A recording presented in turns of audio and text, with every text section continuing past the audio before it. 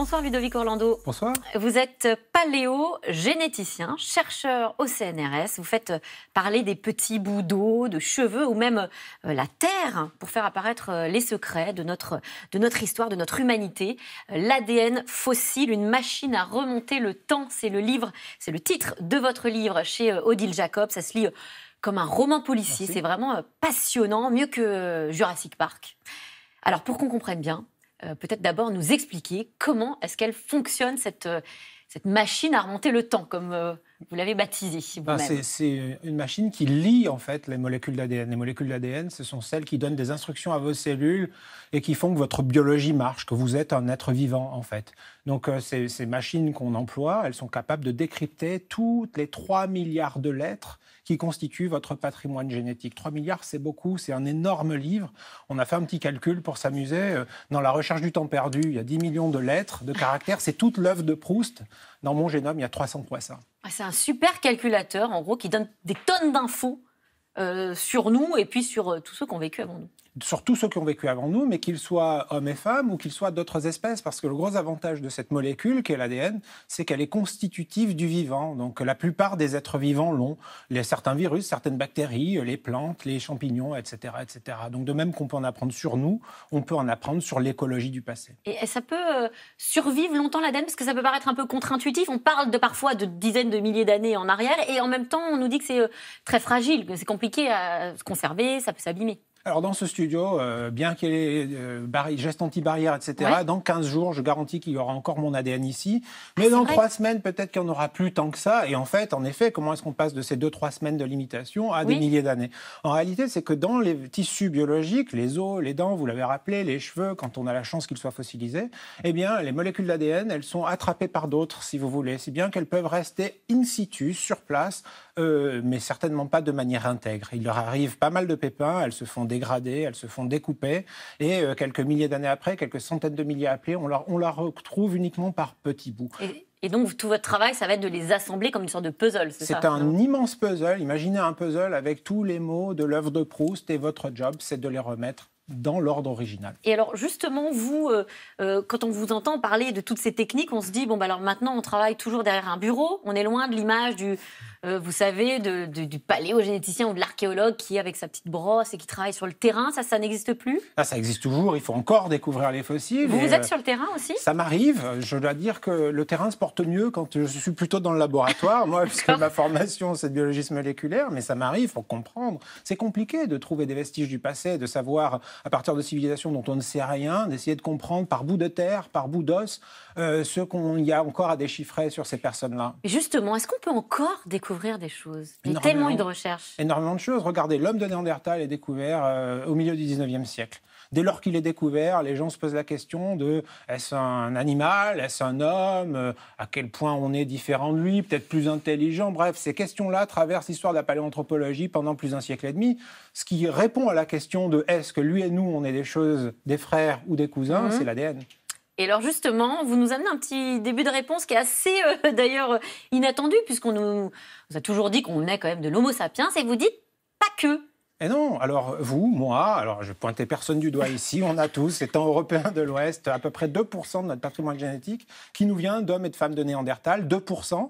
Si on prend tous les Européens et qu'on prenait bout à bout ces 2%, on n'arriverait pas aux 100% des Néandertals parce qu'il y a des parties qui n'ont jamais été transmises, qui ont été perdues à tout jamais. On arrive à peu près 40% du génome de Néandertal, aujourd'hui vivant, en vous, en moi, en nous. Et si on va plus vers l'Est, vers la Chine par exemple, c'est un peu plus que ces 2%. C'est quelques poignées de micro-pourcents en plus. Et ça, par exemple, de savoir ça peut avoir des conséquences sur, je ne sais pas, la manière d'étudier le corps humain, les infections, la biologie? Ça a plein de conséquences parce que ces bouts d'ADN, ils ne sont pas tout à fait neutres la plupart du temps. Quelquefois, ces bouts d'ADN, ils sont responsables de certains caractères biologiques.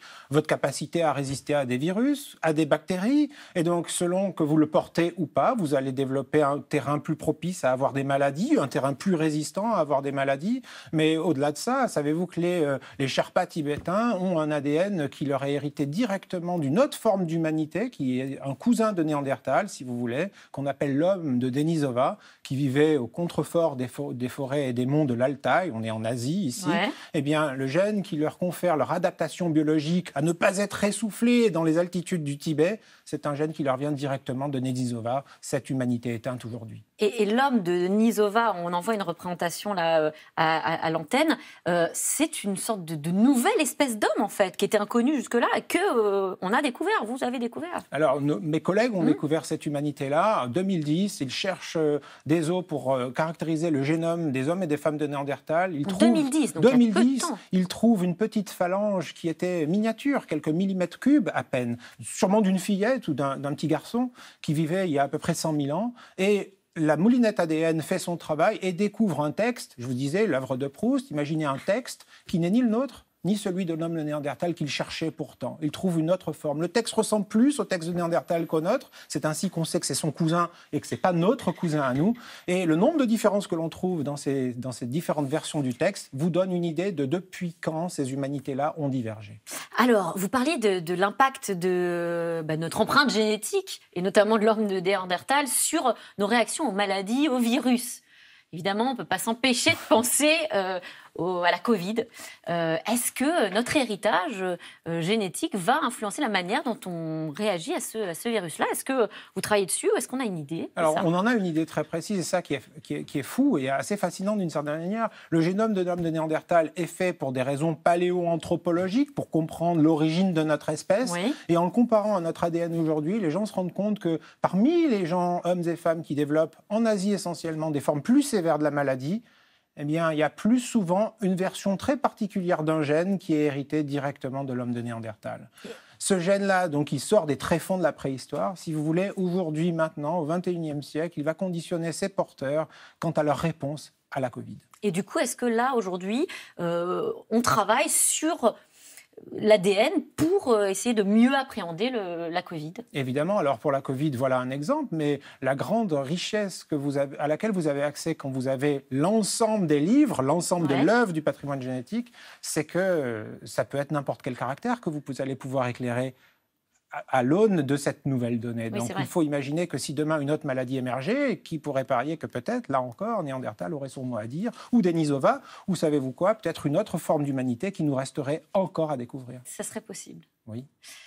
Dans le livre, vous recensez alors différentes découvertes liées à la paléogénétique et on découvre que vous détenez un record du monde. Vous avez identifié le plus vieux cheval du monde, 700 000 ans.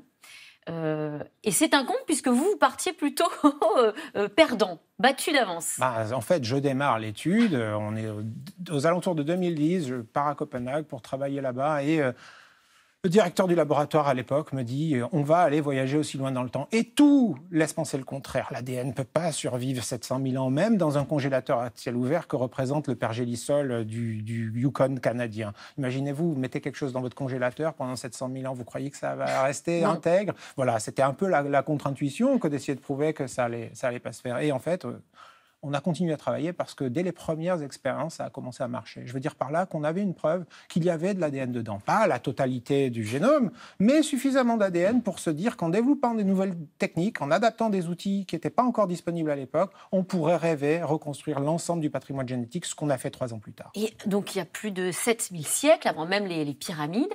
Est-ce qu'on sait d'où il venait ce cheval? Alors oui, on sait. Donc on le trouve au nord canadien, donc il est là-bas. C'est un cheval d'ailleurs qui est plus grand que le cheval que vous pourriez vous imaginer, sauf si vous pensez des percherons, des très très gros chevaux de trait.